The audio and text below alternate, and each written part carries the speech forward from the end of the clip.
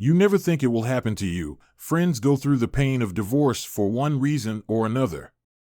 But because you trust and love your partner, you never believe that you will become another statistic, another failed marriage.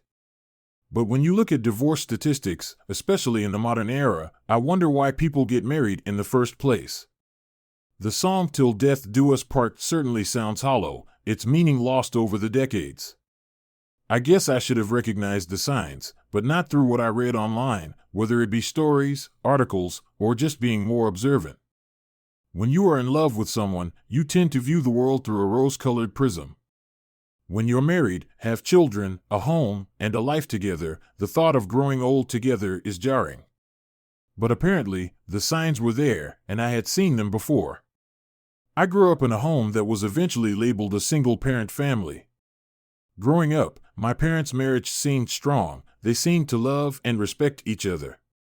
My father worked hard. The physically demanding work took a lot out of him, but he loved his wife and family and sacrificed himself for what I guess you could call the greater good. My mother went back to work as soon as my younger sister went to school. As a child, we had no idea what was going on, but looking back, I soon recognized some of the signs, and that's when I figured it all out. She didn't start having an affair right away. I was a teenager when it started. My brother was about 18 months younger, and my younger sister was 3 years younger. It started the way many romances start. First, it was working late, then the business trips, showers as soon as she got home from an afternoon spent with her lover. She dressed much better than she had ever dressed for our father, and since this was before smartphones, the secret phone calls and disappearances of my mother at odd times formed her connections. The only reason my father found out about their affair was because he walked in on them. I later learned that he had finished work early, hoping to surprise my mother by taking her out for an afternoon. She told him she was taking a half day to do her hair and go shopping instead. He arrived home and found her car in the driveway and a car next to it that he admitted he recognized. He parked on the street and walked home, entering through the back door. Walking into the bedroom, he found his wife, my mother, being entertained by her boss in the marital bed. My father lost his temper and hit him. His name was Jim Thompson, and he ended up crawling out of our house bruised. What my father quickly learned was that adultery meant absolutely nothing in a country where no-fault divorce was the norm. Some people argue that possession is 9/10 of the law. My father tried to kick her out of the house, pack her things, and send her to my parents. When they found out what she had done, they wanted nothing to do with her. Her sister also refused to take her in. Since the house was in her name and also in my father's name, she refused to move in. My father was caught between a hammer and anvil. If he had stayed, divorce would have been impossible. A husband and wife must live apart for 12 months, that is, live in different places, before a divorce can be granted. My father tried to evict my mother more than once because of her adultery, but it was not a crime, and she had every right to stay in the house. Yes, sometimes no-fault divorces suck because in the case of adultery, there is a guilty party who caused the divorce, and for them to leave the marriage without getting punished for breaking their vows seems a bit unfair. My father eventually gave up, not wanting to stay in the same house with his cheating wife. He found an apartment and moved out. He couldn't find a place large enough to accommodate all three of us, so we were left to live with my mother. I guessed what was going on and immediately let my mother know what I thought of her. She tried to explain her reasons, but I told her I was going to go live with my father as soon as I could. My little brother and little sister had not been told anything, so they just wondered why my father had left. I tried to explain everything to them without getting into the conversation. The only good thing my mother had done during that year was to keep our visits with my father going. For the first couple of months, he was broken. He tried his best to make a happy face for his kids, but even we could see that the smile was forced. Being the oldest, he sat me down at the table one night after my siblings had gone to bed and confessed that we were the only reason he was sticking around. But he would fight for custody and try to get a home if possible. It was a pipe dream, though. In those days, men were rarely granted custody, and when it came to divorce after 12 months of separation, it required them to go to court to solve custody and other issues. When I became old enough to appear in court, I emphatically stated that I wanted to live with my father, but because my brother and sister were considered too young to make that decision, even though the judge would take their word for it, custody of all three of us was awarded to my mother. The only silver lining for my father is that there is no alimony in Australia, although there is such a thing as spousal maintenance. However, it is not always awarded, and since our mother was earning well anyway, he only had to pay reasonable alimony.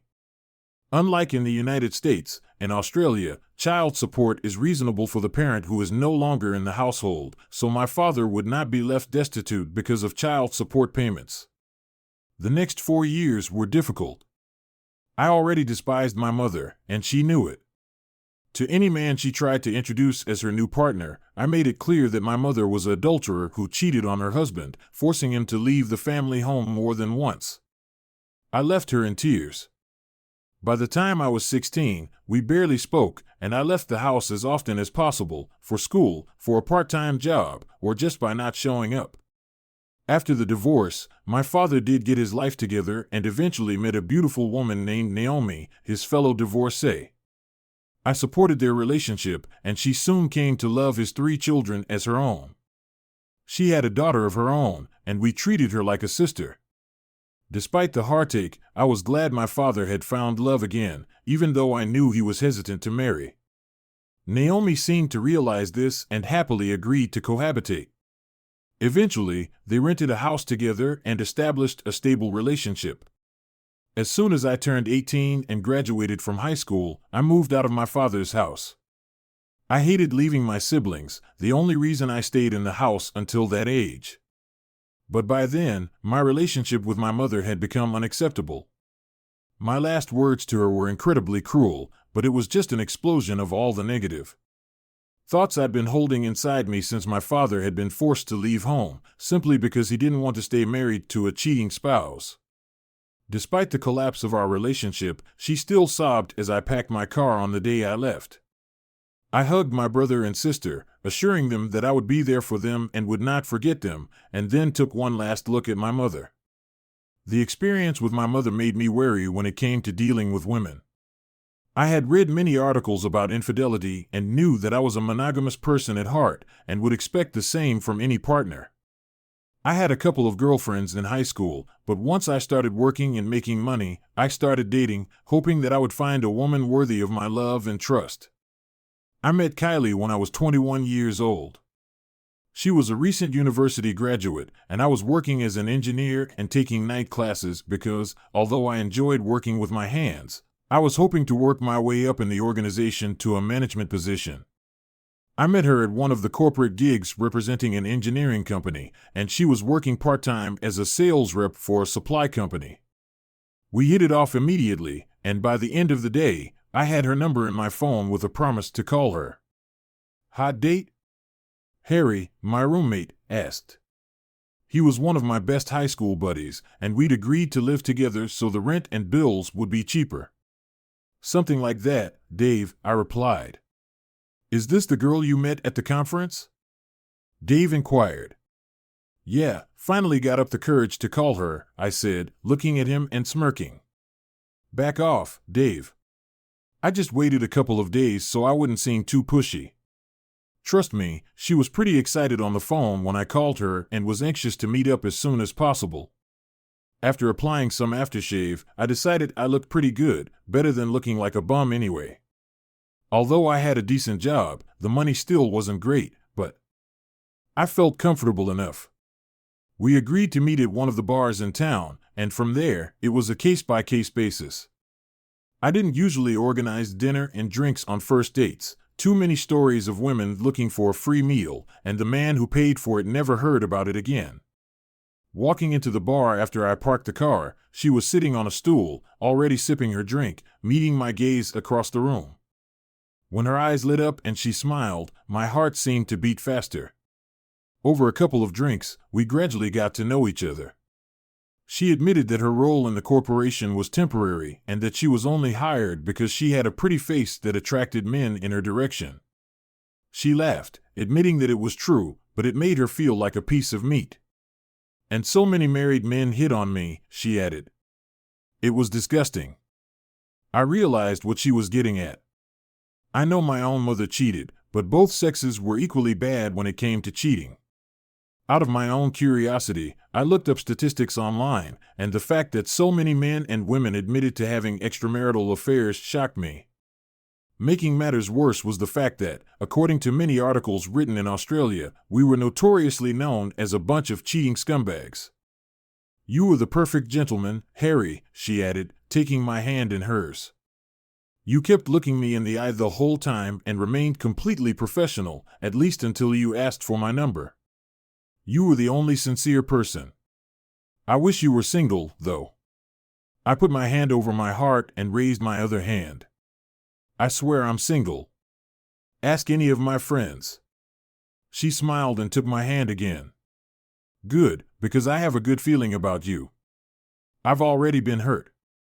We agreed to take things slow. The first couple of weeks, we met for coffee or drinks.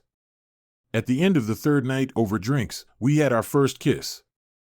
By then, she already knew about my parents' relationship. She hugged me tightly, and for some reason, I felt better in my heart. When we kissed, I immediately knew it was the right thing to do. When I met her gaze, I sensed she was thinking the same thing. Drinks turned into dinner. A week later, she returned to the apartment I shared with Dave. He had a girlfriend of his own and spent most of his time at her place, so thankfully, he wasn't there. After one last drink together, I took her hand, and we made love for the first time.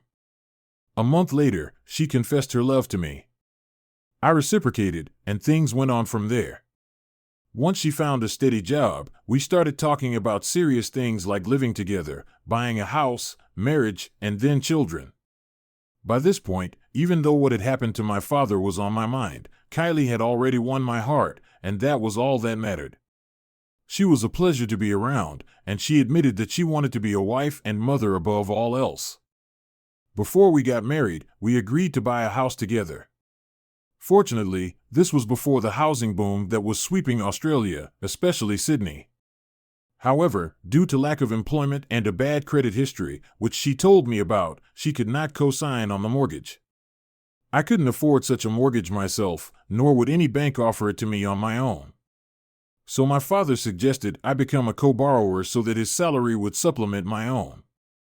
I had no idea how much it would save my ass in the future, but at the moment, Kylie was very grateful to him and almost wept when he told her she was just like another daughter.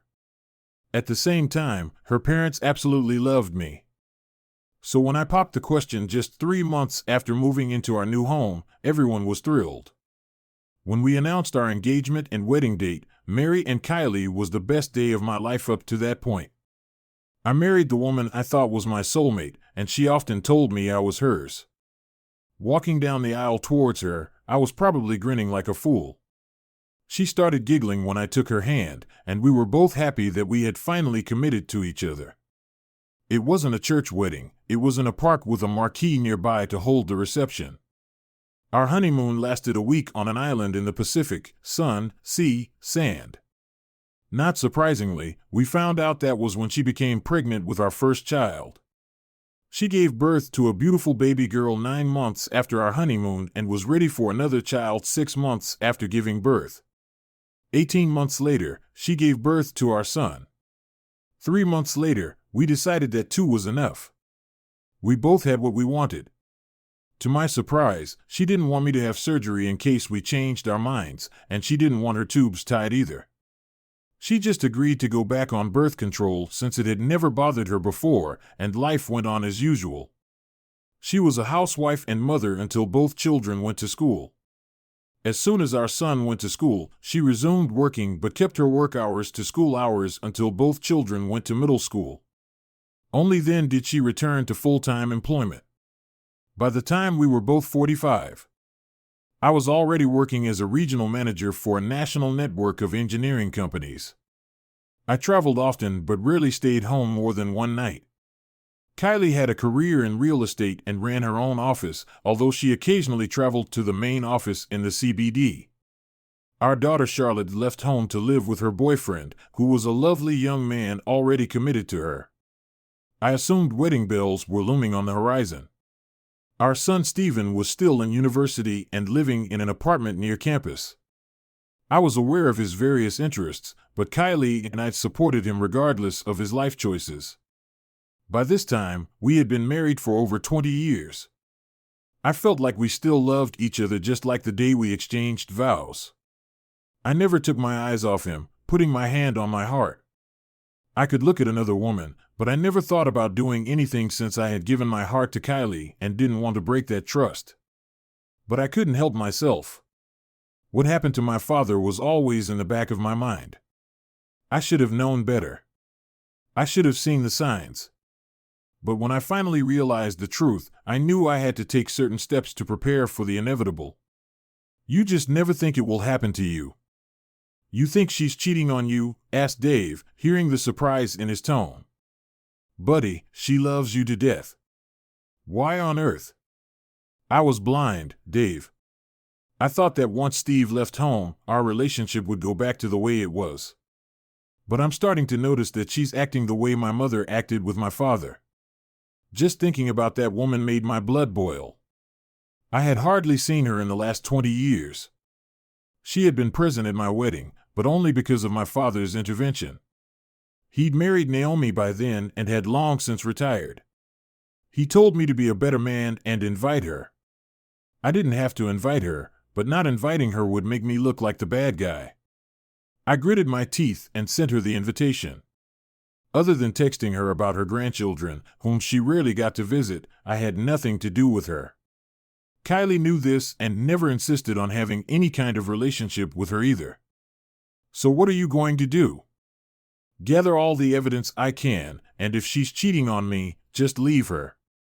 How will you do that? I have ways and means. The last few months, she's been more secretive than usual. I should have noticed it sooner. It's my own fault. But it's what I got for trusting her. By the time I realized what was happening, it was too late to stop. So I prepared for the inevitable. Monday morning, I have a meeting with a private investigator. All I want to know is if she's been doing dirty deeds. I don't need photos and videos, though. Anything that will help my case. Too bad you can't get a divorce in this damn country on the grounds of adultery. That's true. But a man can defend himself if he's smart and defends himself early enough. Fortunately, she waited until the kids were out of the house before she cheated.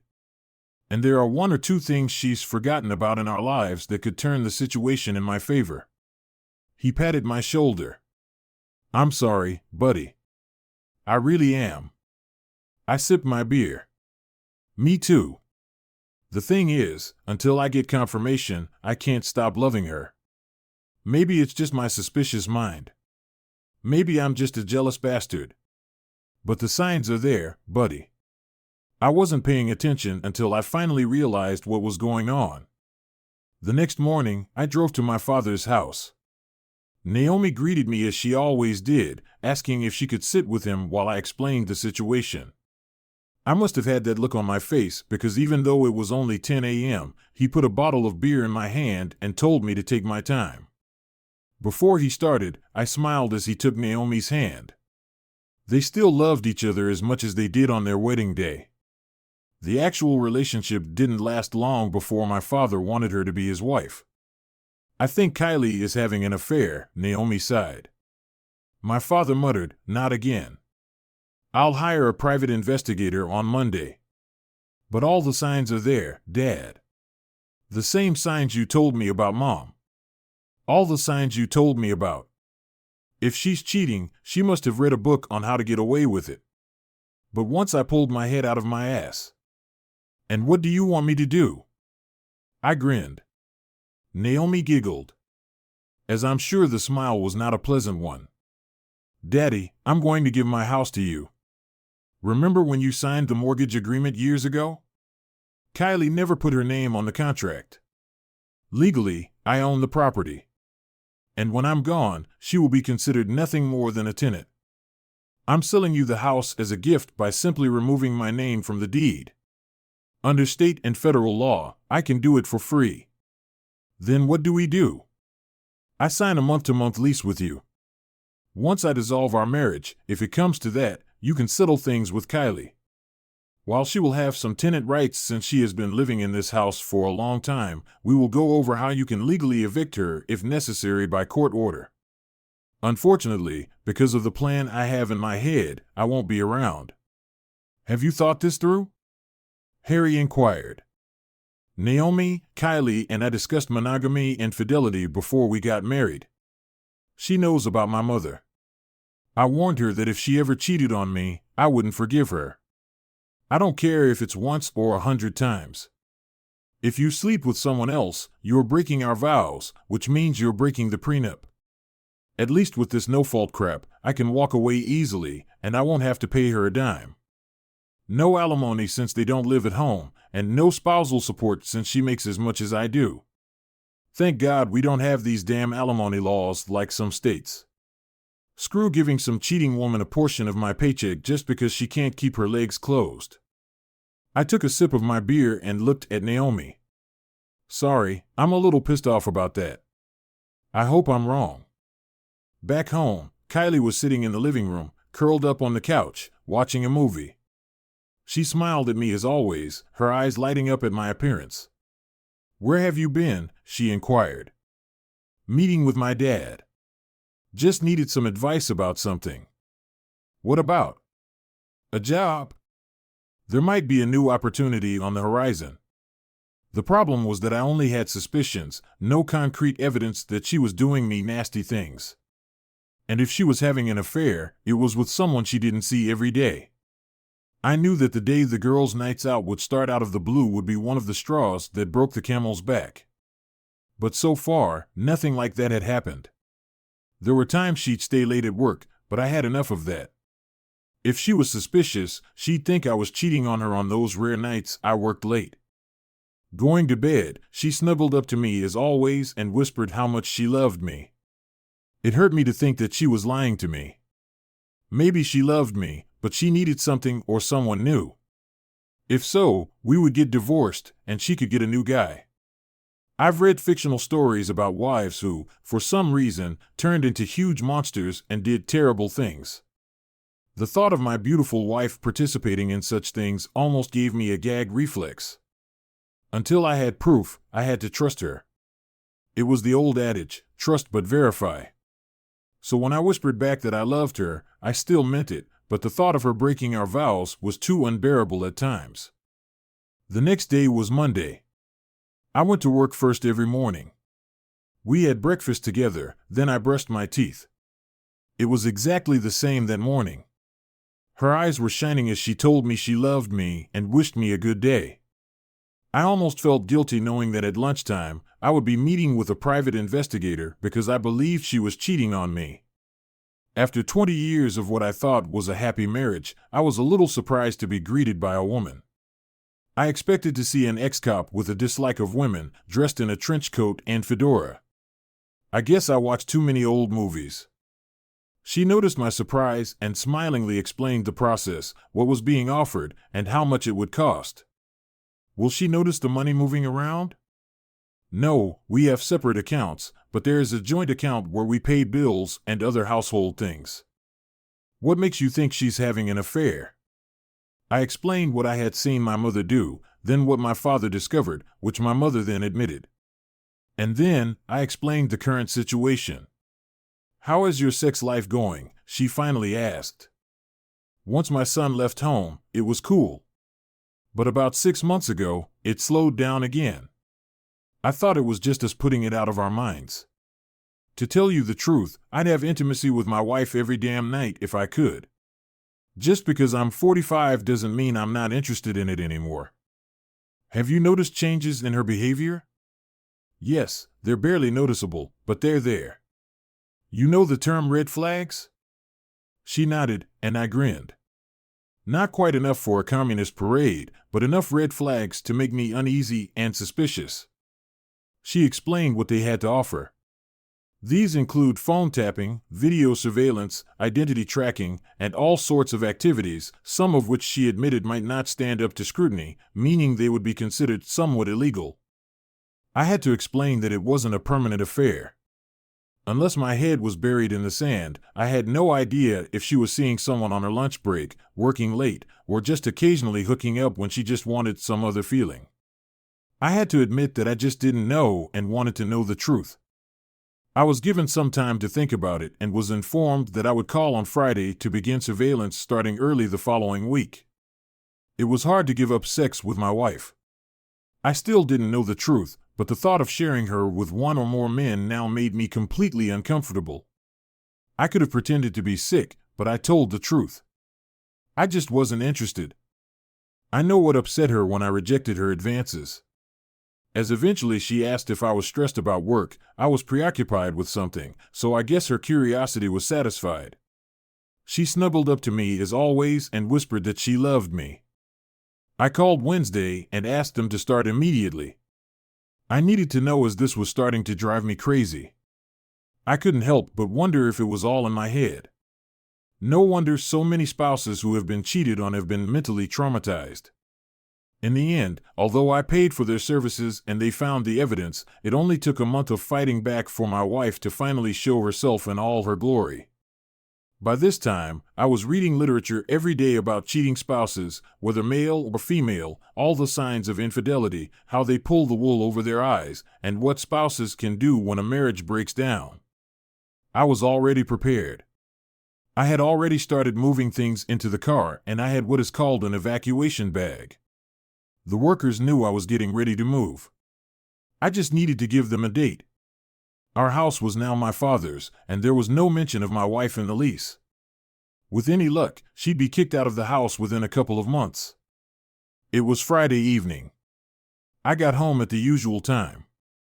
When I walked in the door, Kylie was usually in the living room watching TV and sipping a glass of wine. We'd usually order takeout, talk about our week, maybe discuss weekend plans, snuggle up to each other, and then head to the bedroom. But instead, I heard her busy in the bathroom. I almost laughed to myself. The situation was so cliched that I grabbed a beer from the kitchen and then settled down on the couch. You never think it's going to happen to you. I waited in the pitch darkness for her to appear. I expected to see her in a little black dress. Instead, she wore a motley blouse, a short skirt, stockings, and heeled shoes. She had styled her hair, applied makeup, jewelry accentuated everything. She was simply stunning. Too bad it wasn't for me. I didn't realize it right away. "Oh, Harry. I didn't know you were home," she said. "I got home at my usual time, Kylie. You've obviously been too busy primping and prepping for whatever it is you're doing. Where are you going?" She took a deep breath. "I'm going on a date tonight, Harry, with John from work." "Why?" "It's just for work." It was a brazen lie. I knew who he was. He was an affair partner. He worked at the head office of her company. He was married and had children about the same age as both of us.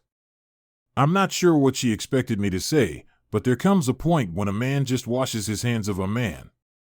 If she expected me to beg or plead, she obviously didn't know me at all. She knew my stance on monogamy and fidelity. Standing up, she met my gaze as I approached her. I stared at her intently, and she eventually recoiled.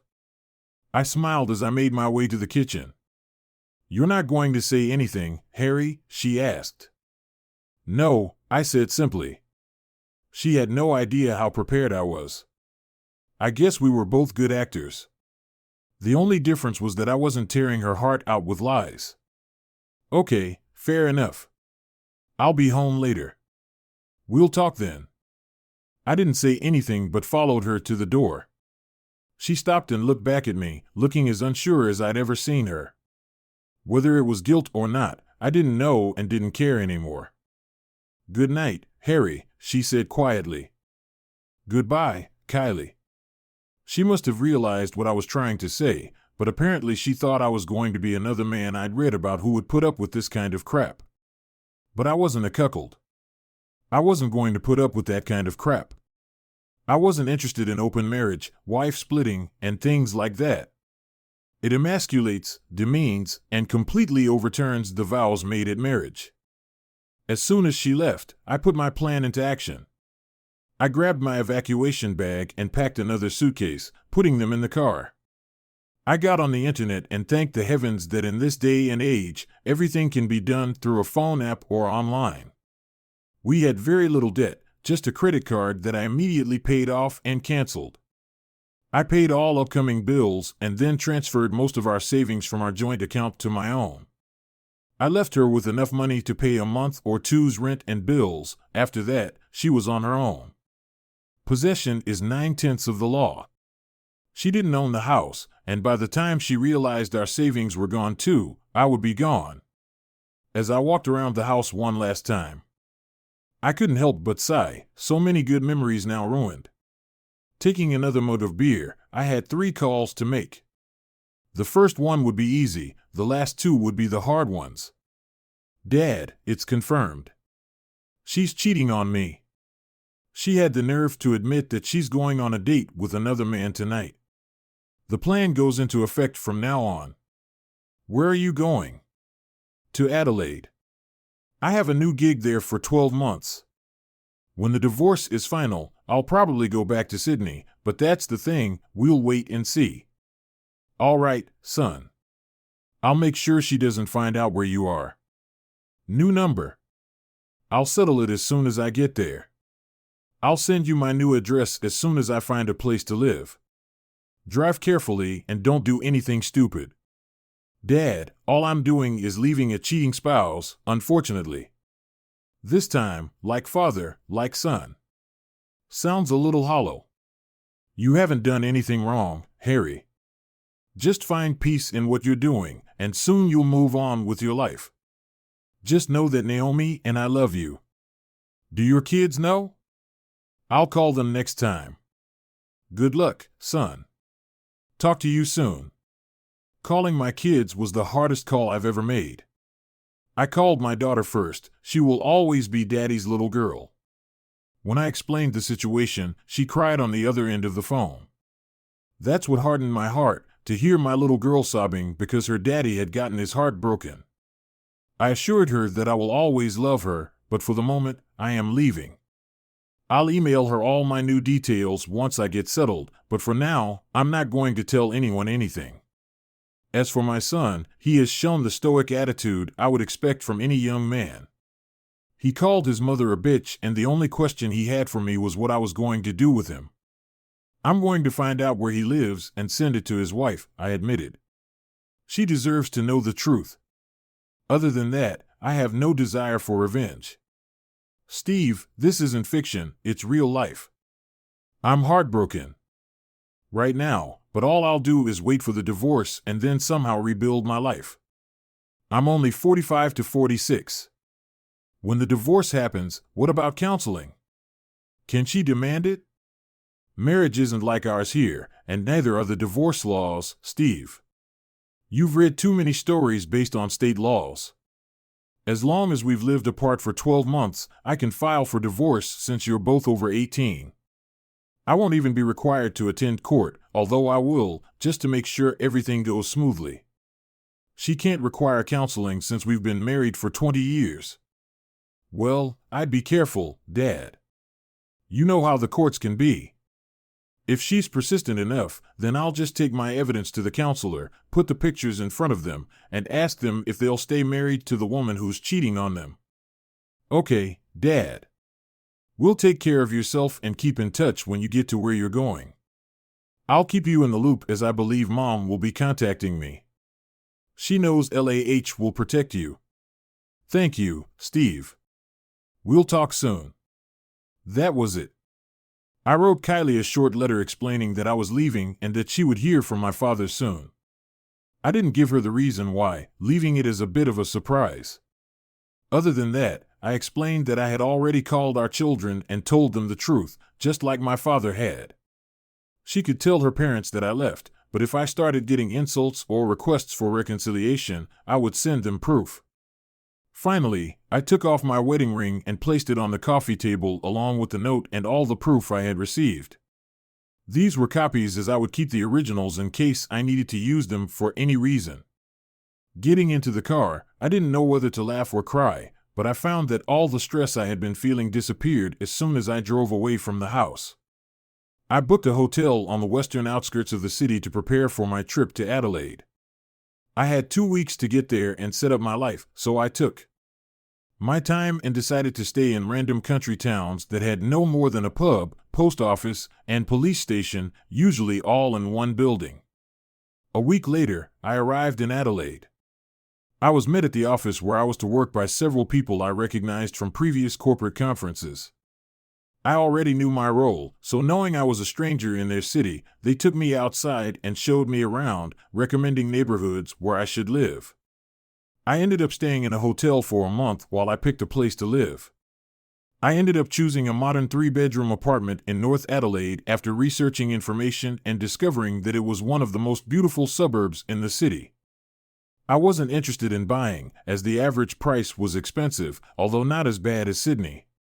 I intended to return home to Sydney after 12 months. As soon as I moved and changed my room, I informed my father, siblings, and children of the change in my circumstances. Charlotte called immediately, wanting to visit me. I missed her terribly and arranged for her to fly for a month. My son was finishing his studies, but as Christmas was only 3 months away, he would visit me then, as he could stay for a few weeks. As for my father, he let me know what was going on with Kylie. Are you aware that she didn't get home until the next morning? Yes, I didn't distract the private investigators until the next day, as I was curious as to what she was doing that night. She went out to dinner with him, and it was all quite romantic. Then they spent the night in a hotel in the city. There was nothing else I needed to know. I thanked them for their efforts and paid them, as their services were not needed after that. Well, I heard about it through the grapevine and also what she told me when she returned home. She found your wedding ring, the note, and the evidence. She called me, your children, and her family in hysterics.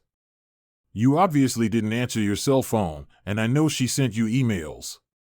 Any calls from her went to voicemail and were deleted. I harried all emails from her as spam. Well, that was just the beginning of her problems. A week later, I showed up on her doorstep and showed her the lease we signed. Then I showed her the paperwork that you had gifted me the house. Her face turned pale as she realized it was all quite legal. I gave her 3 months to find a suitable place to live, and if she doesn't leave, I'll have the police evict her. She's still living there, but I know she wants to move out. Has she asked about me? Of course, she asked about your family, your children, your friends, even where you work. She's eaten up with guilt for throwing away 20 years of our life together. Has she explained to anyone why? Not really. She's sorry, of course, but I heard the same thing from your mother. She was sorry she got caught, not sorry she cheated on me. Cheaters always live in a fantasy world where they believe they are doing nothing wrong. The usual nonsense is that it was just sex. I never cheated on my wife for just sex, and believe me, Dad, by the time I was in my 30s and 40s, I was getting plenty of proposals. But I loved my wife, and I wouldn't dare back down from my vows. I got a second chance with Naomi. Harry, give yourself time to heal, mourn your marriage, and when you're ready, open your heart to someone else. There are millions of good women in the world. Harry, thanks, Dad. Love you, son. Take care of yourself. Work helped me distract myself. I ended up traveling around the state of South Australia, visiting various stores and suppliers, and carving out time on the weekends to explore some of the region, particularly the Barossa Valley. I found that divorce had made me a tough negotiator, unwilling to concede an inch unless it benefited my company. At least my bosses were happy with my performance at work and were already talking in my ear about staying in Adelaide for good. My daughter visited me a month after I moved into the apartment. While waiting for her at the airport, she screamed "Daddy" and rushed to me. I hugged her tightly, spun her around, and she immediately cried, whispering how much I loved her back and that once this was over, I would be home again for good. She spent a week with me, and even though I was working, I spent most of my time at home. But whenever I had a spare moment, we chatted about anything that came to mind. She informed me that her mother had been flooding her with calls trying to explain her side of the story. Although I didn't want to show her the proof, I had a printed report that I finally gave in and showed her. By the time she stopped reading, she was in floods of tears and almost bellowed how much she hated her mother. This was not my intention, but despite my assurances that her mother still loved her, I had a bad feeling that it would take her a long time to forgive her mother, if she ever forgave her at all. The day she left hugged us both, as I knew she wanted to stay with me just to keep me company. I hugged her for what seemed like hours before she needed to leave. In the months that my marriage fell apart, I never shed a tear. I was angry about it, but not upset. I'm not ashamed to admit that I cried for a few minutes in the car as my daughter drove away. It made me realize that I was feeling pretty lonely, but at the same time, her visit revitalized me. I talked to her every night. My son called me at least once every couple of days. My siblings knew what had happened, and my younger sister promised to visit me as soon as she could. My father kept me informed of all the happenings. Even the guys from my old office in Sydney seemed to be aware of some of the events, but usually called just to chat and laugh. It was 6 weeks before Christmas when lightning struck again. I strolled through the aisles of the nearest Super Harriet, writhing in boredom. Kylie and I always went grocery shopping together. We laughed at each other acting goofy, and it was always an enjoyable activity. I reached for a bottle of salad dressing, not noticing the woman reaching for the same bottle. Our hands collided, and we both turned and stared at each other. I'm pretty sure my jaw dropped slightly, and her cheeks immediately colored. "I'm sorry," I said. "No, it's my fault. I didn't notice you. Please take the bottle, I can get something else." "I can't take it, it's the last one." I don't know where I got the confidence in what I said next. "Tell you what, you'll take the bottle if you have coffee with me afterward." I had no idea who she was or what her name was, or anything else, but that touch lit a spark in me, and just the sheer beauty of her face made me want to get to know her better. I held out my hand. "I'm Harry," she smiled, taking my hand and feeling how soft her skin was. "I'm Jennifer." "Do you often pick up women in Super Harriets, Harry?" "No, you're the first." "And you're sure I'm not married?" "If you're not, I'll withdraw my invitation." "If yes, I hope you'll say yes." She was a brunette with hair almost to her shoulders. Her bright blue eyes were protected by a pair of thin-rimmed black glasses perched on a small nose. Her lips were full but real, and her face was classically beautiful. I had no idea of her age. I wanted to examine her otherwise, but held back, even though I guessed she was 6 inches shorter than me. I don't know what she thought of me in response, but judging by her smile, she liked what she saw. "I'd like to get some coffee." "Why don't you give me your number?" Giving her my number, she sent me a text. "I'll be done shopping in about half an hour. Then I'll need to take this home to put it away, but I can meet you in a couple of hours if you want." "Are you local?" "Yes, I live nearby." "Do you?" "Same. I hate driving too far just to go grocery shopping. Let me know where you are, and I'll meet you there." Pushing the cart forward, she placed a hand on my forearm. "I'll see you soon, Harry. It's been too long since I've had a date at a coffee shop." I heard the tone and met her gaze. I saw the pain in them, as I saw the same expression in my own eyes whenever I looked in the mirror. "I'll text you when I get home and let you know where I'll be after doing the rest of my shopping." I took advantage of the self-service and practically rushed home, throwing everything in the fridge and cabinets before showering and changing. Before I left, I sent Jennifer a text asking if she liked the nearby coffee shop I'd grown to love since moving into the neighborhood. She replied a couple of minutes later, admitting that she frequents the same store quite often and asked if we'd seen each other before. Admittedly, I was a little nervous waiting for her to arrive. I had dated my wife during our marriage, but this was my first real date in 20 years. She walked in overdressed, wearing an absolutely gorgeous sundress. After buying her a drink, we just got to know each other. She confided that she marveled at my confidence in asking her out in the middle of a busy Super Harriet. She then added, "But when you touched my hand, Harry, I felt something." So it wasn't just me, she blushed but nodded. "No, I often read about things like that, but I think it's just fantasy." She held out her hand to me, and we smiled as I closed my palm around hers. "I just felt it again," she whispered. "Definitely felt it from my side." We didn't get too deep into the story, not on a first date. I recognized her name, she was single, and she smiled as she showed me her left hand, though it was obvious there had once been a ring on the third finger. She worked as a kindergarten teacher, but she had no children of her own. She lived alone in a small apartment. She had a few close friends. Her parents lived in the city. She had a younger sister, and she was 35 years old. "Oh," I said, "I'm 45. I don't care how old you are, Harry. All I care about is what kind of man you are." When she said that, I had to admit that I had broken up with my wife, noticing the nervous look on her face. I sighed and asked if she wanted another drink, as some explanation would be required. I didn't want to tell her everything on our first meeting, but if it was necessary. She made me smile by saying, "No, Harry, I trust you for now. I can see that you're in pain. Is it that obvious?" I saw the same look in the mirror when he broke my heart. She took my hand again and squeezed it. "It gets easier, but at first it's just one day at a time.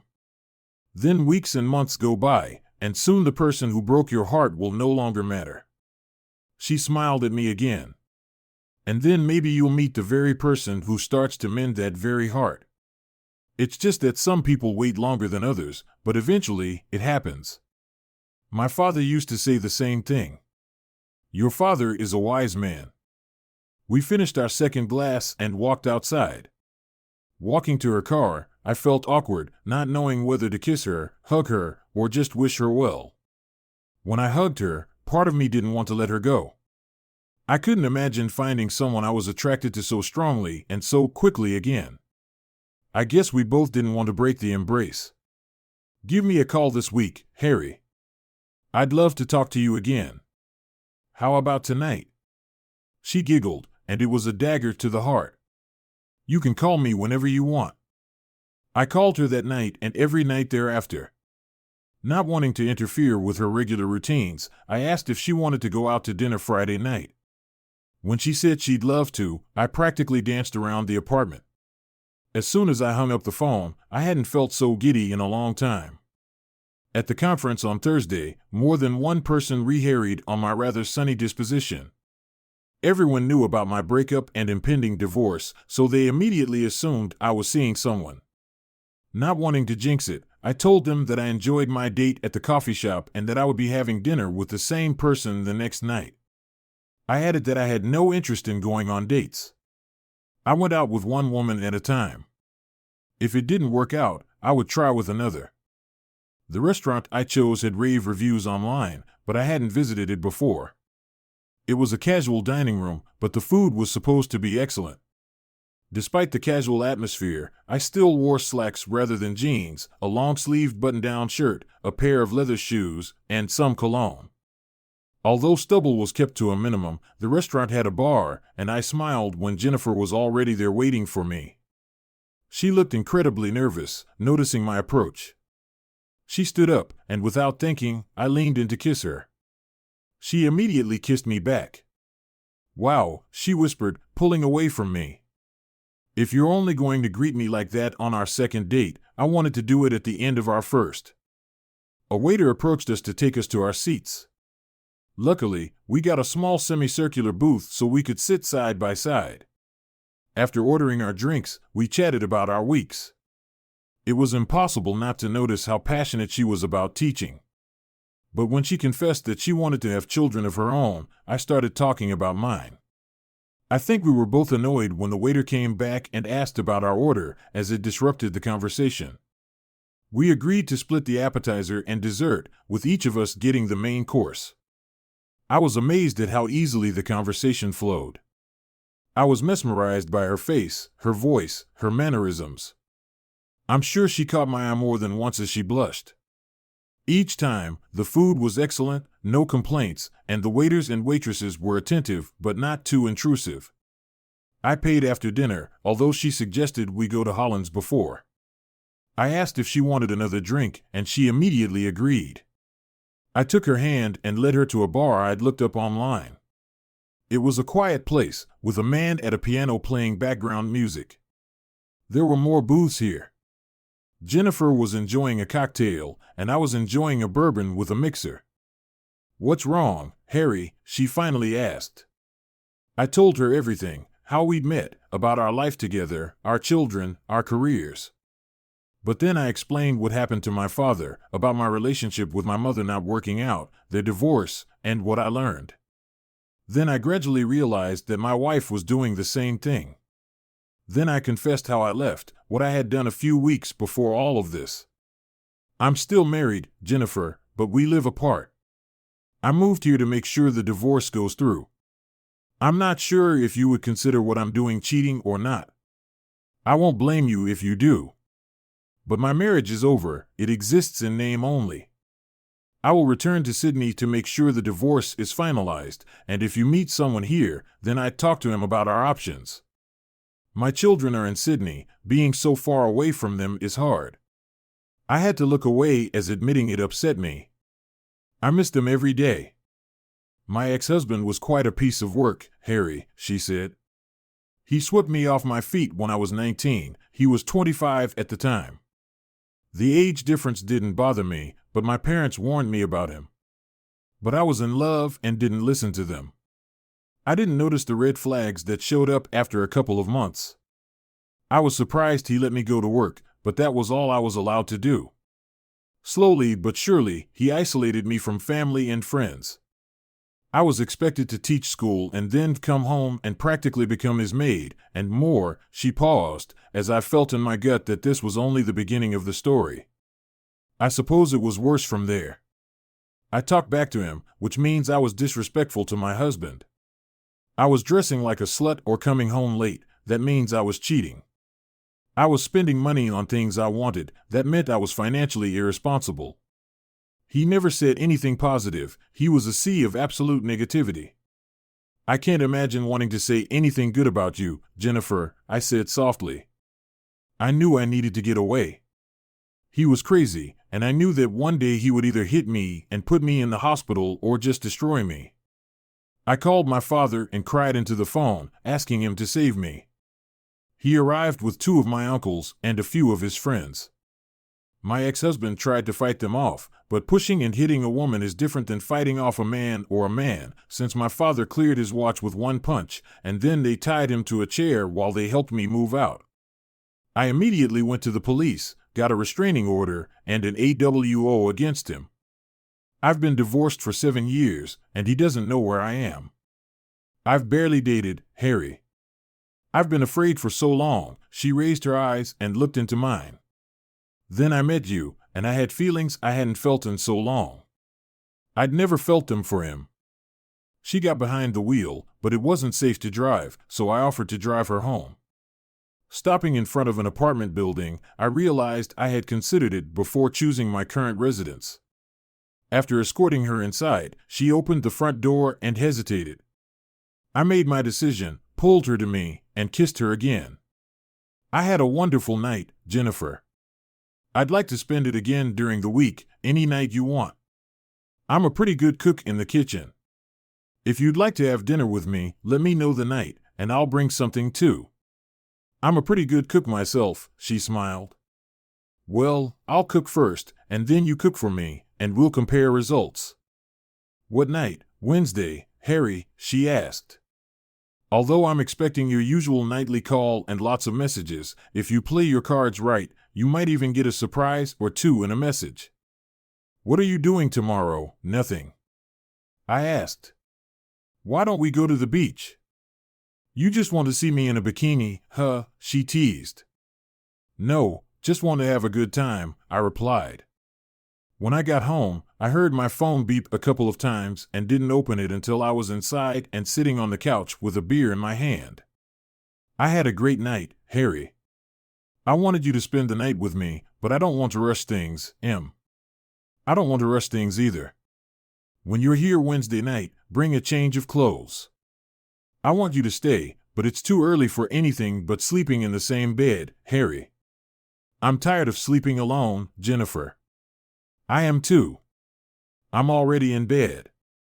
It's royal, but it feels empty. It didn't feel that way until I met you, Em. I'll pick you up at 9 o'clock in the morning. I'll take you out for breakfast first, and then we'll go to the beach. J, what's your favorite color? M, usually blue on a woman, black or red. J, then I have the perfect bikini for you. I'll see you in the morning, Harry. M, sweet dreams, beautiful. The last message was a love heart. Stopping the next morning outside her apartment complex, she honked at me.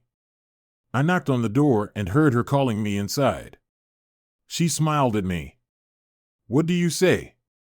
Do you have a broom? I'll have to fight off all the men. Her smile widened, and she disappeared, returning in a t-shirt and shorts, grabbing her bag. I put it in the trunk of the car next to mine and drove her to a beachside cafe to eat a simple but hearty breakfast. The beach had already filled up by the time we were ready to sunbathe. We spent the entire day on the beach, going down to the water a couple of times. Do you want to stay for a drink? I'd love to, but if I stay, I don't want to leave. She walked over to me and said, "Go home and change your clothes." She whispered, "Come back and have a drink and stay the night." I ran into the house, threw out my things, quickly packed my bag, grabbed the essentials, and rushed to her. When I was out of breath, I knocked on the door. She opened it and laughed as I caught my breath. Grabbing me by my shirt, she dragged me inside, slammed the door shut, and pushed me back onto the couch. The next morning, she made me breakfast, and we spent the day just lying around her apartment. Annie's silence was comfortable. "Take your time, Jenny," I whispered. "We have all the time in the world." I knew I was already in love with her, and I sensed she was feeling the same way. The only problem was that I hoped it wasn't a rebound. I had just recently left my wife of 20 years and had fallen in love with the first woman I saw. But I wanted to think it was fate that had brought us together. There was a reason we ended up at the Super Harriet that day. We didn't text constantly during the day because she was busy teaching, but we talked every night. The guys at work knew I was now seeing someone, and I let my family and Sydney know I had met someone special. My dad called and kept me up to date with Kylie. Apparently, she was on the verge of moving out. She was still trying to find me, but no one would tell her anything. She thought I was still in Sydney and hoped she would eventually meet me. Wednesday night couldn't come fast enough. Jennifer had prepared a sumptuous dinner that was delicious and hearty, and the dessert she made for us struck a chord with me. Patting myself on the stomach, I said, "It is often said that the way to a man's heart is through his stomach." "I love you," she whispered. Turning to kiss her, I couldn't help but smile. "I love you too," I whispered back. "Isn't it too soon?" "Not at all, Jenny. If that's how we feel about each other, then that's how it is." I felt it on our first date over a cup of coffee. I knew I'd met the man I wanted to spend the rest of my life with. And I mean, if you want to be closer to your kids, I'll go with you. Are you sure? It's a big decision. There's nothing keeping me here, Harry. My parents are still healthy, my sister is happily married. I won't make a decision right now, but my heart says I should come with you. I'd love to meet your children. They'll be here for Christmas. Then you will all come to spend Christmas with my family. That night, she visited my apartment for the first time. She called it a bit bachelor, but it was clean and neat, though she understood why I kept it simple since it was only a temporary place where I would be living. At the mention of marriage, she blushed and turned away. Gently taking her wrist, I admitted that I was already thinking about it too, Jenny. I can't remember the last time I felt this much love for Kylie. I'm not saying that because she broke my heart and cheated on me. Maybe all these years we've been on a roll, maybe it's because it's something new, maybe it's just because I'm older and have more life experience. But I love the hell out of you, Jennifer Morris, and one day I want to be Jennifer Williams, she whispered back. For the next few weeks, life was bliss.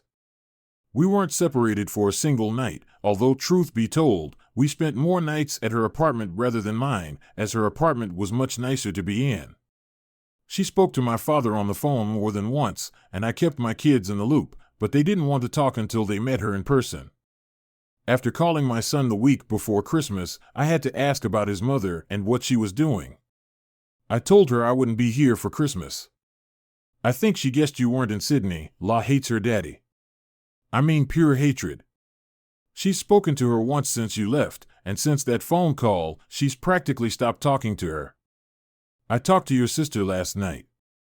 She'll be here in a couple of days. What about Grandpa and Naomi? I'll talk to them when I get back to Sydney. Jenny will probably come with me. We need to get her a job and buy a place as close as possible so she doesn't have to commute. Are you sure you don't want to stay there, Dad? La and I have been talking, and we're both considering moving there to be closer to you. I know your sister is thinking about it too. Jennifer listened and took my hand, squeezing it. Are you sure about this, Steve? You're going to leave behind all your friends and family. You're more important, Dad, trust me. When La gets here in a couple of days, she'll be sure to mention it, and her husband will be in favor of it too. He hates living in Sydney. I glanced at Jennifer, unable to hide my surprise.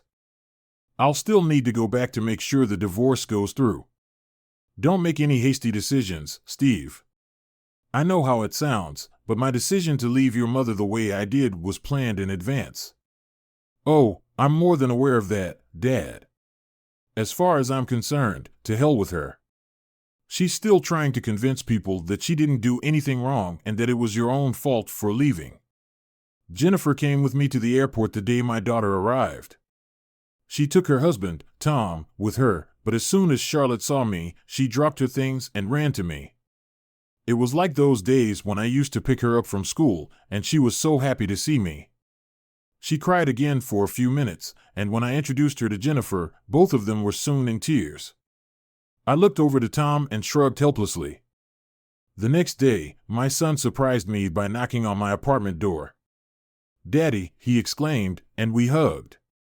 The bastard gave me a big hug, and we both had to wipe our cheeks as I let him inside to introduce him to Jennifer. "Well, at least he looks a lot like you," she said. I knew what she meant, but I'd already done the DNA test. Kylie hadn't cheated on me this early in our relationship, but I still needed reassurance. Later that morning, I drove the 5 of us to Jennifer's parents' house. The trunk was full of gifts, and I dropped them all off. Her mother fell in love with my daughter in 2 minutes, and my son, I'm sure, was accepted by them as one of their own grandchildren, just as they accepted me as their son. I called my father through an online video service so we could exchange Christmas wishes. My brother, his wife, my sister and her husband, and their children celebrated Christmas with him. Kylie had long since left our former home and moved in with her parents. The news that surprised me was that her affair partner was kicked out of the house by his wife, who used evidence to get him fired for gross misconduct. Apparently, my wife was holding onto her job literally by a thread, but was demoted and also lost several mutual friends who couldn't forgive her for cheating on me. It was a great day. My kids took tons of pictures for their social media accounts. I had long since lost interest in such things, considering them a waste of time, but soon. I started receiving messages from a few old friends who contacted my dad, asking if he knew my number. Many were curious to know what had happened, so I answered simply. Others provided me with information about Kylie, but I replied that it simply didn't matter. As soon as the 12 months were up, I would file for divorce and return to Sydney. Just to make sure it went into effect, Christmas with Jennifer and her family was wonderful. When she mentioned that she was coming to Sydney with me, I told her that we would be staying in Adelaide and someone from my family would be joining us. Instead, her face lit up, and I brought her almost to tears when I finally gave her the gift I wanted.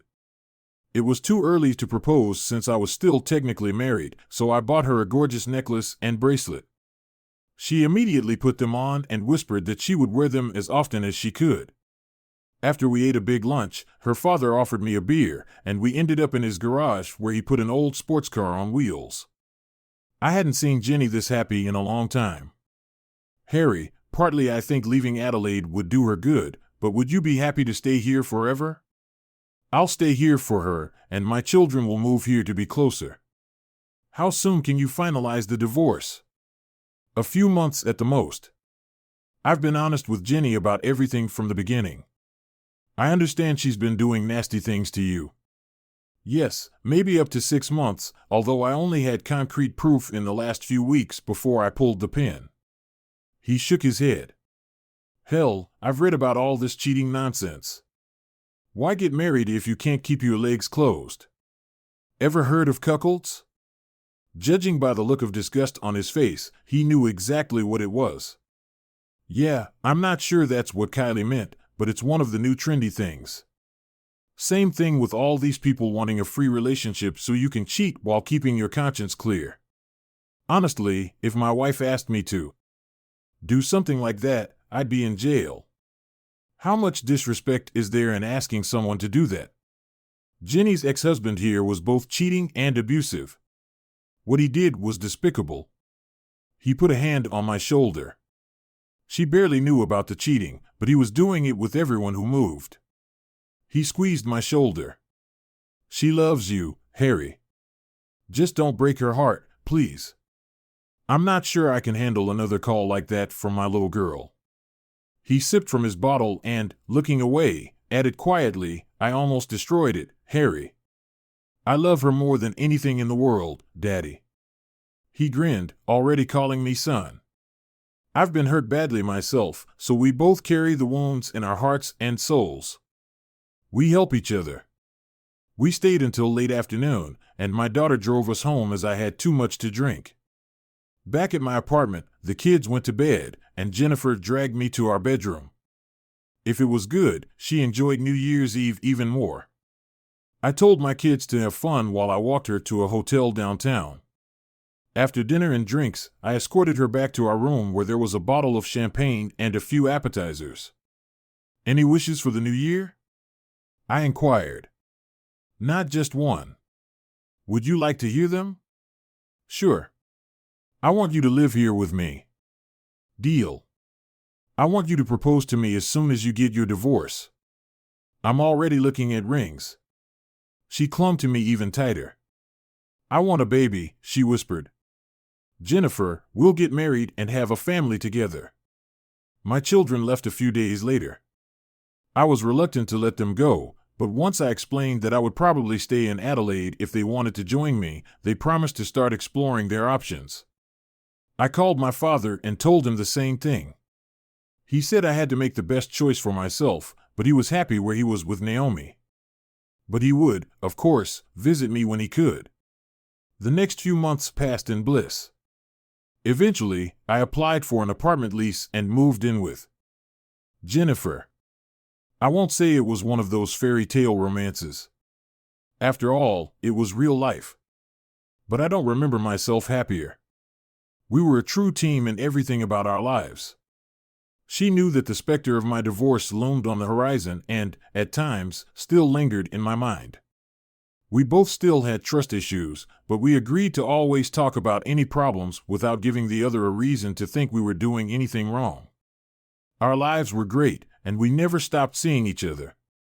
Just enjoying her presence made me feel better about myself. She made me strive to be a better man, perfect in her eyes. As for Jennifer, she showed me so much love that I had already bought an engagement ring by the time I was ready to return to Sydney. During the flight, she was more nervous than I was because she knew there were still potential banana skins. My dad met us at the airport, along with my siblings and kids. We would stay with my dad while the divorce was being finalized. I had already filed the papers, but the lawyer informed me that Kylie was trying to contest the divorce. Sitting with Jennifer in his office, I was shocked that she was even trying to prevent it. I haven't seen her in 12 months. I stated I followed the letter of the law. I can even prove that I have lived in Adelaide for the last year, and she has not lived with me during that time. What's more, we haven't been in touch at all. That's true. But she can still argue that, he replied. No judge will listen to her arguments, and no counseling will be forced. I assume Jennifer is your partner. Kylie cheated on me, that's the original reason. Now I have a more compelling reason to divorce her. Once we're divorced, I'll propose to Jenny, and we'll get married as soon as possible. We plan to have children after the divorce, Jennifer added. Okay, I'll talk to her lawyer and find out what she wants. There's really not much she can do, but a smart lawyer will be able to fight it. 3 days later, I heard from my attorney. Kylie would sign her name to the divorce agreement, so the petition would be joint, and therefore the case would proceed without delay if I agreed to talk to her one last time. I discussed this with Jennifer, who supported me whatever I chose to do. My attorney suggested that I just talk to her to get things settled. My father agreed. You're with Jennifer now, son, he stated. You're getting married, starting a new family, and your kids will be with you in Adelaide soon. Are you still angry with her? Not really, I've gotten over it. I guess you haven't. It's her own fault, and I understand why. I don't want to see her, but let her speak her mind, and then just put it all behind you. Okay, I'll talk to my lawyer, and he'll sort it out. The very next week, we found ourselves in court. My lawyer explained that once the meeting was finalized and she signed the papers, the judge would be ready to sign off on our divorce, and I would be a free man. 1 month and 1 day after the judge issued the divorce decree, I hadn't seen Kylie since the night she left for her date. She was waiting in the room when Jennifer and I approached. My attorney explained that Kylie was inside with her attorney and no one else. Taking Jennifer's hand, I led her and the lawyer into the room. Kylie looked up in shock when she saw that I had entered with another woman. Barely glancing at her, I guided Jennifer to a vacant chair and pulled it out, as always making sure she was comfortable, while I sat down in the chair in the middle, my lawyer to my left. Taking Jennifer's left hand in my right hand, I made our hands rest on the table in full view of everyone. She pulled her chair as close to mine as possible and rested her head on my shoulder. Finally, I looked at Kylie. To be honest, she looked like hell. I'd heard often enough that Kylie's life hadn't been easy since I'd left her. I had no sympathy for her in the slightest. She had made a choice that had cost her everything. She had no contact with her daughter at all. Our son barely spoke to her. My whole family cut off all contact with her, and from what I heard, even her own family was disappointed but felt they had to accept her once my father kicked her out of the house. Okay, have your say, Kylie, so we can get this divorce over with. I have my own life I'd like to start, and you're in the past where you belong.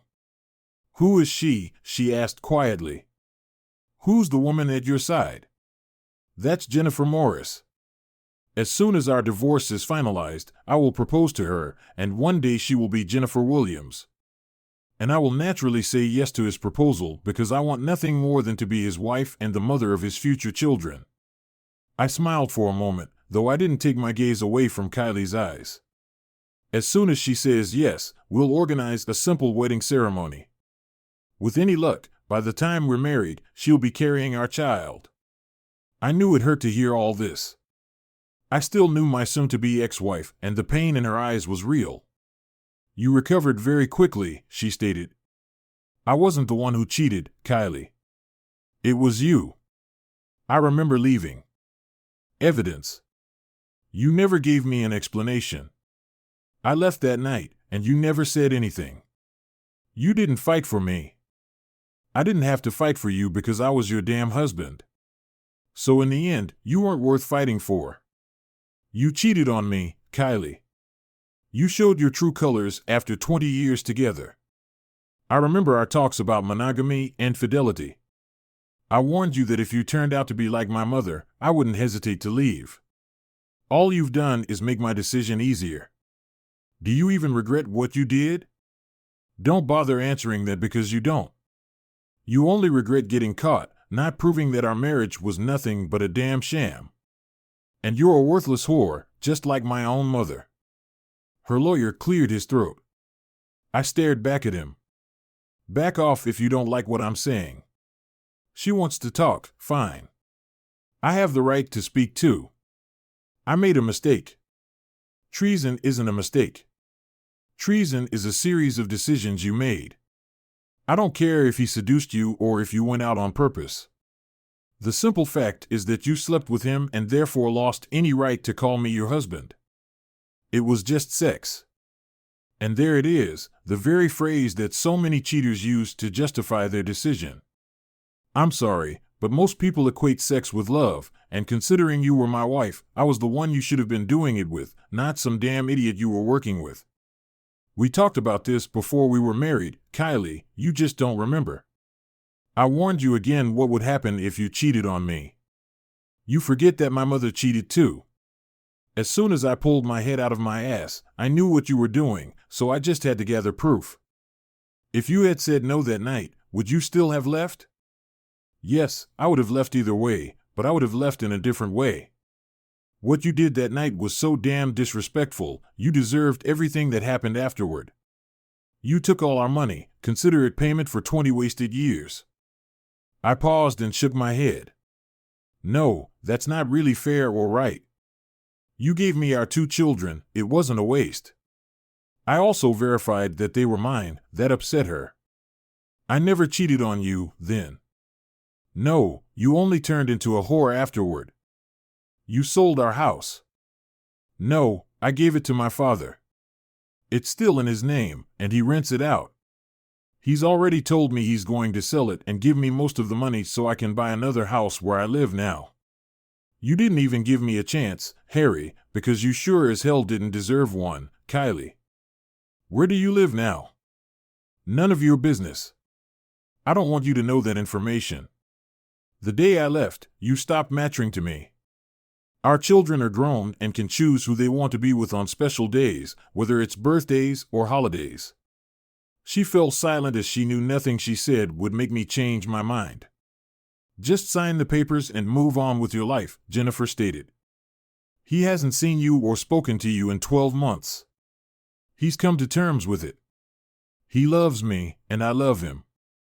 We're going to get married, start our own family, and grow old together. You chose to leave him. I'm glad I was the one who caught him, hugged him, whispered that everything would be okay, and I would never let him down. He owns my heart, and I know I own his. I didn't mean to, she met my eyes, and I saw tears. I kept my composure, water fireworks wouldn't work on me this time. I still love you, Harry. Good for you. I don't care, Kylie, I replied coldly. The tone almost made her jump. I don't hate you anymore. Don't let the cold tone fool you, I just don't care about you anymore. You stopped being my problem the day you let another man do this. We sat in silence until her lawyer finally cleared his throat. Kylie, this is clearly going nowhere, her lawyer stated. Just sign the papers and end this farce. He has clearly gone further as he intends to remarry. No judge worth his salt would stand in the way of that. Your marriage is over, your children are grown, you no longer have any property in common. It's over. Do the decent thing, sign the papers, and move on with your lives. He took the papers out of the folder and placed them in front of her, then held out a pen to her. Kylie met my gaze, and that's when she cried. I knew her enough to know she was genuinely upset. Wiping her cheeks, she gingerly took the offered pen with a trembling hand and looked over the papers. At the very bottom, she signed and dated. Is my presence in the courtroom necessary? I asked my attorney. No, Harry, you are free to go. You will receive the divorce decree in the mail. Good, then we're done. Rising to her feet, Jennifer took my hand, and I led her out of the room. I'm sorry, Harry, I heard her say. I'll always love you. I appreciated the apology even though it no longer meant anything. It was too little and too late. But as for the last 3 words, I'm pretty sure she still loved me, but I didn't care. The woman. I loved her. Now, holding my hand, and in a month and a few days, she would be my bride. Walking outside, my father, Naomi, Steve, and Charlotte were waiting for us at the cafe, gesturing to my head. We walked onwards to the nearest pub. As I was panting for a drink, after buying a mug each, we sat down at a table, and I explained what the conversation was about. They cheered up when I admitted that it was probably more me talking, laying out everything I wanted to say. "What did she look like?" inquired Charlotte.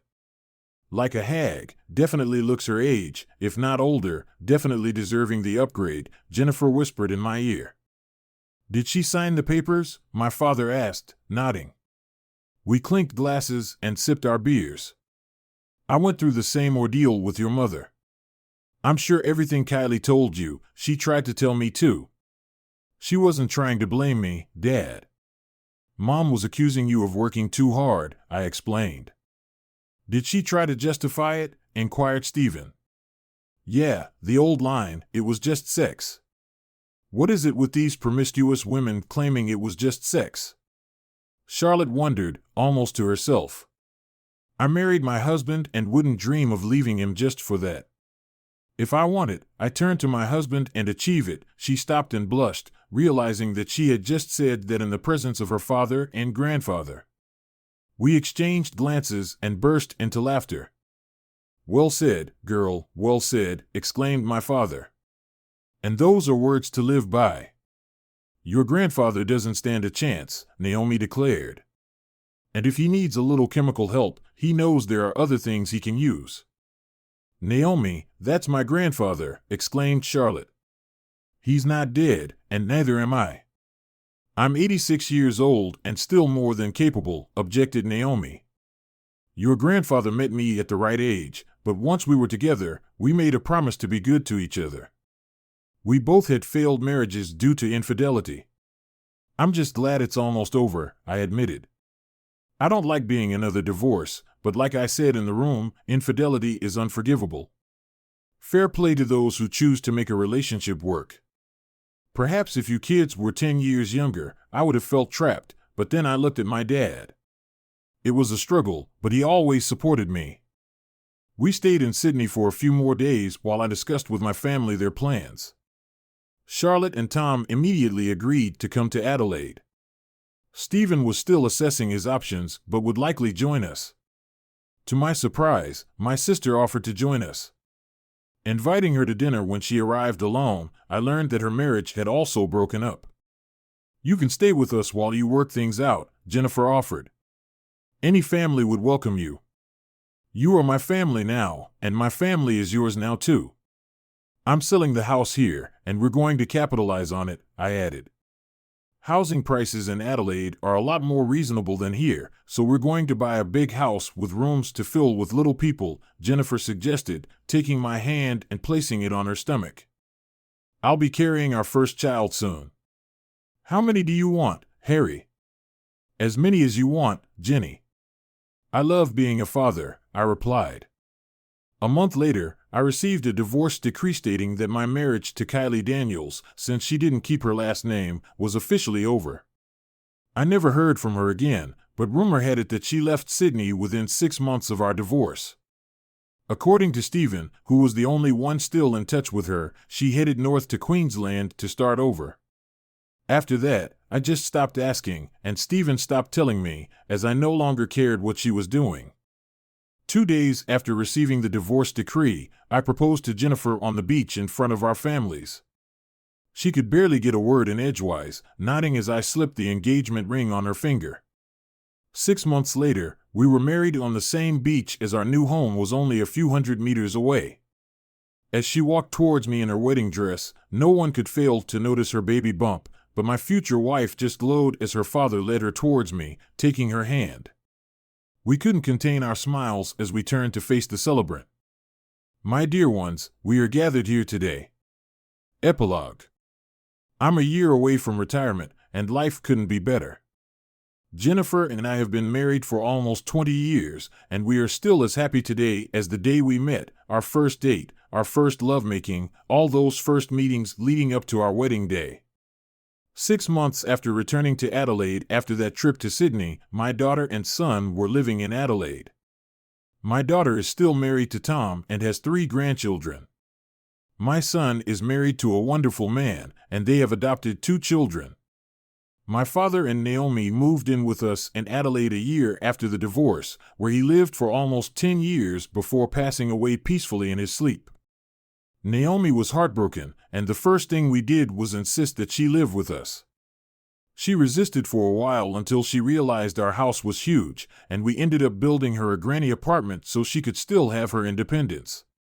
My sister moved in with us in Adelaide almost immediately after my husband left, taking the children with her. Like her brother, she was a victim of infidelity, and he didn't fight back when she took his children. We found her a place to live, but when she stayed with us for a couple of months, she ended up marrying one of my coworkers and good friends, and they have been happily married for 15 years now. My brother stayed in Sydney and was the only one who kept in touch with our mother. At the age of 60, I learned that she had passed away, having had no relationship with her for almost 40 years. I was unable to feel any sorrow upon learning of her death. Jennifer suggested that we attend her funeral. After all, it was about being a better person. So, we all flew to Sydney to attend the funeral. I was surprised to learn that she had remarried and practically adopted her husband's children as her own. They weren't shocked to learn of our existence, but were surprised that she didn't admit to being completely estranged from 2 of her 3 children. We could have explained why we were estranged, but funerals are not the time. We just said we were here to pay our last respects before returning home, as there were no relatives left in Sydney. My brother moved in with us in Adelaide within a year. As for Jennifer and me, we ended up having 4 children, 2 boys and 2 girls. My older daughter and son were thrilled to have siblings and enjoy babysitting, even though Jennifer and I didn't get out much. But we still loved each other deeply, always cared about each other's companionship, never went to bed irritated, and our lives are still as vibrant today as they were when we first slept together. I look back on my life in the period when I was divorced. I'm sure there are those who would have preferred that I caved to my ex-wife, but what would have been the point? The fact that I left without saying a word actually hurt her much more, and I kept quiet for a year until I went back just to make sure the divorce went through. She knew my thoughts on fidelity and broke the contract. As for those who believe in reconciliation, I can't agree with that either. If your wife cheats and you find the strength to forgive her, that is your business, but trust is broken, and can it ever be fully restored? I don't believe it can. You will spend the rest of your life in suspicion and resentment, and divorce is probably inevitable in the end. Instead, I went down a road that is often not traveled. There was no real revenge, at least not to the point of burning everything to the ground, but there was no chance of reconciliation either. I just walked away and decided to move on without Kylie. I found Jennifer, my one true soulmate. I still maintain that meeting in the Super Harriet was fate. I'm not religious, but I'm sure there are old world religions that talk about gods of fate. Are you ready, Harry? I turned around and saw my wife, looking simply gorgeous in a red ball gown. I see you still have the old magic. Any word on the children? They are either on their way or preparing to leave. And the youngsters? They'll do just fine without us for one evening, unless they burn the place to the ground. So, we have time to fool around. Of course, I love you, husband. I love you, wife. Many more years of happiness. I hope so. I'll tell the kids we're not staying long, they'll know why. And thanks for watching. I hope you enjoyed it, so subscribe to my channel and watch the next video.